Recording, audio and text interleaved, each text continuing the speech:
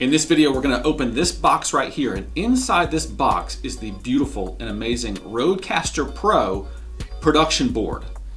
We're going to open this box, show you how it looks. We're going to talk about the features, the cost, and we're going to set it side by side with our in-house production board to see how the two stack up against each other. Oh, yes, yes. Oh. Let's go check this thing out. Come on.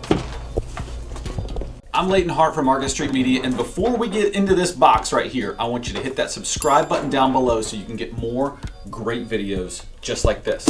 All right, let's open this shipping box and see how this thing is packaged.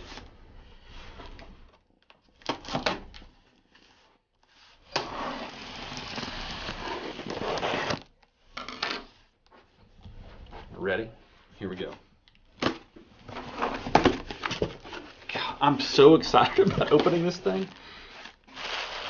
I'm like a kid on Christmas. I'm so excited about getting it. Get all that packaging off.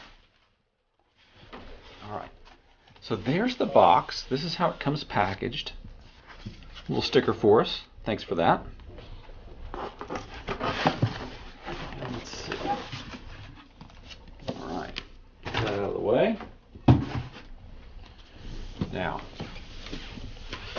there's our box. Look at that. Can't wait to dig into this thing. All right, let's look at the whole outside of the box and see what's going on here. Got features on the outside. Got a couple happy podcasters on there. And here we go. The back tells you all the features here. And we're going to walk through some of these features, but they've got them listed all here.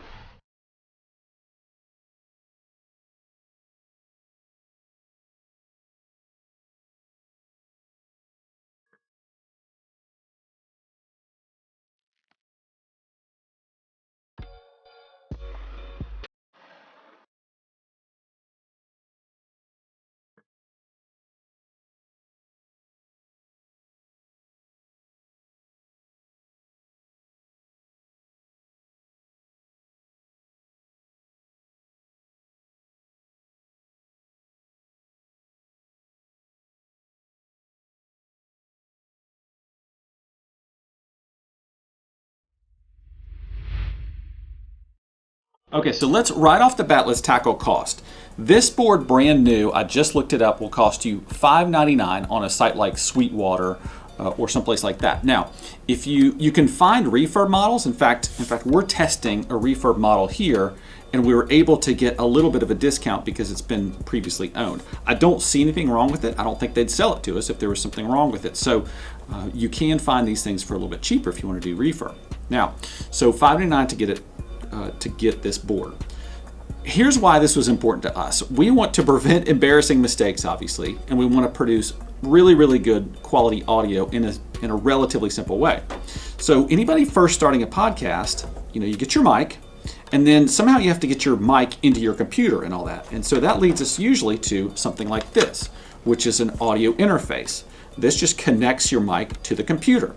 Well, if you want to, that's great for a two-person setup. But if you want to have more people, in here we produce podcasts for, that have 4 people sitting around the table at a time, you've got to go to something larger with more inputs and more features. So from here, from our basic setup, we went to a larger Mackie board. We're going to show you a picture of that. And that has lots of bells and whistles, but we wanted to rein it in and kind of simplify things. Let me show you some of the features of this. So right off the bat, let's see. So you've got 4 mic inputs back here. You've got XLR inputs for your mics back here. You also have a phone input. You can plug a phone into the board, but you can also connect a phone through Bluetooth, which is really cool. So if you have another guest that you want to interview and all they can do is call in, or that's the easiest way for them to join your podcast, just hook somebody's phone up to this thing through Bluetooth and you are rocking and rolling.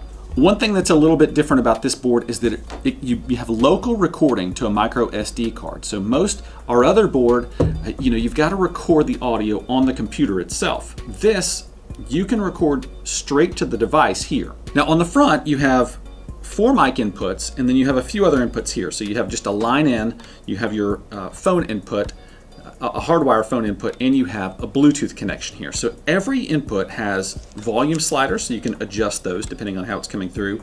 You also have your on buttons for each and a mute button for each.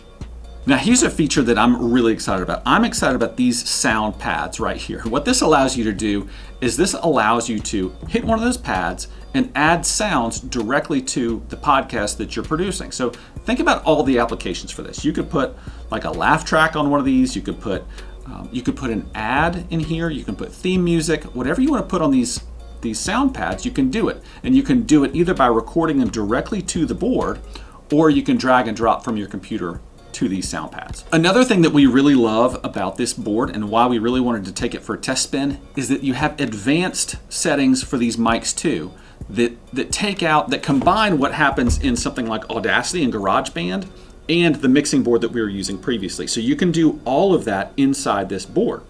Let me give an example of what some of those are. Advanced settings like compressors and de-essers and high gates and all these things that really take the quality of sound to the next level and make it sound really professional. Rather than having to do that inside of Audacity after the fact, you can do that in here in the board so that as the sound comes in, it's already coming in at those advanced and highly tuned settings.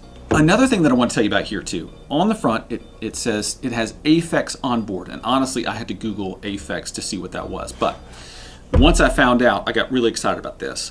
An exciter is something that kind of boosts the low end of voices or music and really kind of brings out that fullness that you hear in a professional podcast. So it's really, really cool that that's built into this device. Now, it is optional. You don't have to use it, but it's there if you need it and want it. Another thing that I find really interesting about this, after you get this thing fired up, you can go into each mic that you're using and adjust the levels based on who's going to be sitting behind the mic. You can also adjust it based on the tone of their voice. So if they have a deep voice, medium voice, or a soft voice, you can adjust the mic settings accordingly. And finally, let me show you one thing that I think is genius. It's very simple. It's this big fat record button right here. Hit that button, it turns red. When it's red and lit up, you know you're recording. So there's never that sinking feeling of starting a show and turning around to your computer and realizing that it's been 5 minutes that these people have been talking and you forgot to hit record. So you will always know if you're recording with that big fat record button.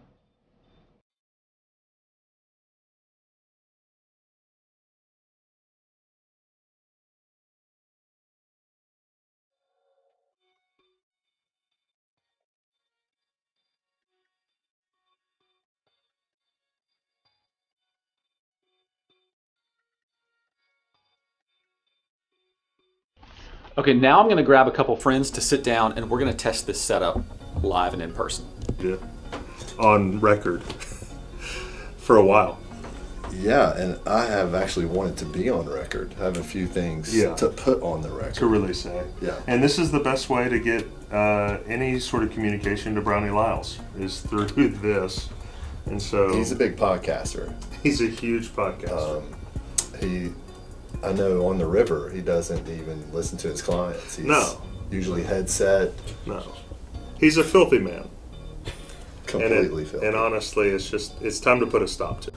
Okay, I've spent a few minutes with the RodeCaster now. I've tried it with a couple different mics. I read some things, I played some music, did all that, and let me run through what I think are the pros and cons. Number one, under pros, I would say it's easy to learn and easy to use, which to me is very, very helpful. I don't need a lot of extra complexity.